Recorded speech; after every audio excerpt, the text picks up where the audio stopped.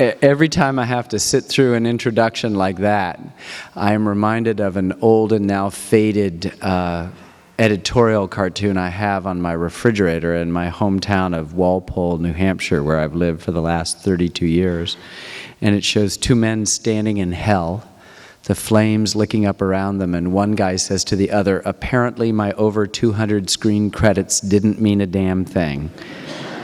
They, of course, don't mean a damn thing, but I'm very grateful, John, for those very kind words of introduction. And it is important for me to acknowledge that I have been here many times before, unfortunately before most of the people in this room were born, in the 70s and the 80s when my father taught here, and I would come, and it's nice to catch up with colleagues, and particularly nice to have my stepmom here, Katie Burns. Would you wave your hand or stand up? And I'm very happy to see her. It makes this a homecoming in many, many ways. I wanted to be a Hollywood filmmaker, and I ran into a film and photography department that was staffed entirely by social documentary still photographers who could care less about Hollywood, really thought that when the people in Los Angeles refer to what they do as the industry, that it was just that, an industrial pursuit, and that there was much more drama in what is and what was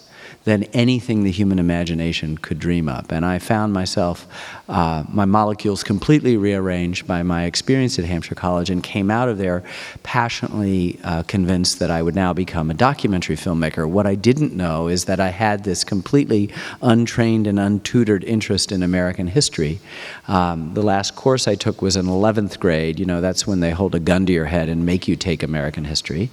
I'd always enjoyed history, but it was not anything that I thought I'd be interested in. But I had an opportunity in my last year at Hampshire to do what was the equivalent of a senior thesis, a film project for Old Sturbridge Village, which was like the Greenfield Village of New England, a restored early 19th century village. And I leapt at it and found it extraordinarily interesting, began to experiment with using first-person voices as well as third-person narrators, and got out of Hampshire, which was very much into self-initiation, and rather than do what everyone else did when they got out of school, which is apprentice themselves in some sort of production organization if you wanted to be a filmmaker, I decided rather naively to start my own company.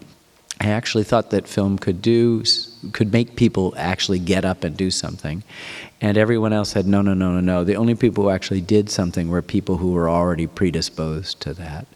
And I sort of shrunk back and felt disappointed in my naivete. And later, after I had made my first film, which was on the history of the Brooklyn Bridge, the New York Times showed, when the bridge turned a year later, a picture of a couple from Idaho walking across the Brooklyn Bridge with their children. And there was a caption that referred to a story. You guys don't read newspapers, but newspapers are things that you hold in your hand, and they get ink on you, and they sometimes have more than one section. And this said section D23, page 23, and I went there, and I'm probably one of 17 people who read the article. And about 30 paragraphs in, they referred to this couple who had seen a documentary on public television, had never been to New York, in fact were terrified of going to New York, but decided to take a vacation there. And the first thing they wanted to do was to walk their young children over the Brooklyn Bridge and tell them the heroic story of how it had been built. This was easily 10 years after I'd gotten out of college, so I clipped that out and sent it back to my beloved professor and said, see, a week ago today, at exactly this time, I was in Washington testifying in the House of Representatives on behalf of continuing funding for the National Endowment for the Humanities and the National Endowment for the Arts. This was the 7th time over the last 20 years that I've had to go down there and testify on behalf of them or the Corporation for Public Broadcasting, which is the funding arm that the American people support. And I don't know why in 20 years I've had to do that 7 times, that this republic can't get its act together enough to decide that it needs something that is, not a political football. But certainly growing up in Ann Arbor, Michigan during the 1960s certainly influenced a lot. that was about as good a place I could imagine on earth to be if the country was undergoing the kind of changes and spasms that it was going on, not just civil rights, not just Vietnam War, not just women's rights, but a whole host of other cultural and social things. And Ann Arbor was one of the laboratories of that. And it was thrilling for me as a grade school and high school student to be part of that. And so it is a huge part of my DNA. The first interview I ever did on film was in January of 1972. That is, nearly 40 years ago. I still feel like the terrified student that I was then, now. That is to say, I find it one of the most challenging aspects of the work. The most difficult thing to do is listen. We don't do it in our relationships enough. We don't do it in almost every circumstance of life. And the interview, as we understand it, is such an integral part, and it requires listening, preparation to be sure, but listening, that ability to not just say, boy, I've got a list of questions, let me get through them, but at what moment can I open up that one question and go down that rabbit hole with that person? 2 days ago, I was in Washington, D.C., interviewing a triple amputee for a film I'm doing on the history of the war in Vietnam. And, you still feel, you get out of the interview and you shake your head and said, I wish I could have been better, had met that person. And so for me, it's always failure. And I think almost everything, biography is failure. As you know, that the person that's closest to you, your closest friend or your parents or whomever you're closest to in this world, is still inscrutable.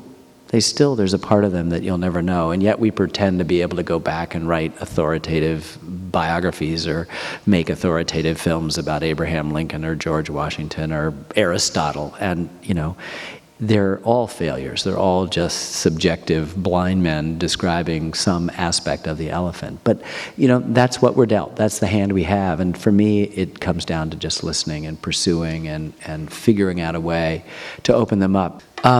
It's interesting, the sort of cinematic heroes are all those old, and now to some extent contemporary feature film directors. I mean, I felt that a documentary didn't need to be homework, particularly an educational, historical documentary. It didn't need to be, something that was good for you, but not good tasting, as I said. I thought it could be entertaining. And so the laws of entertainment are the same.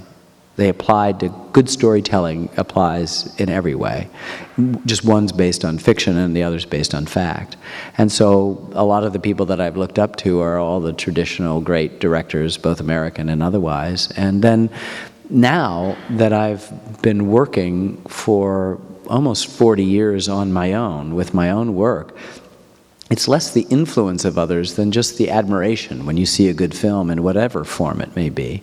And so I just want to be open to that and be aware that just because I'm in one way, it's like a painter. Just because you happen to have chosen oil paints and you've chosen still lifes doesn't mean that the guy who's watercolors of landscapes isn't equally got something to say. And so I've just tried to be open. I'm not sure the influence, though, comes from them. I'm more influenced by, I have 4 daughters. I mean, they're who I serve.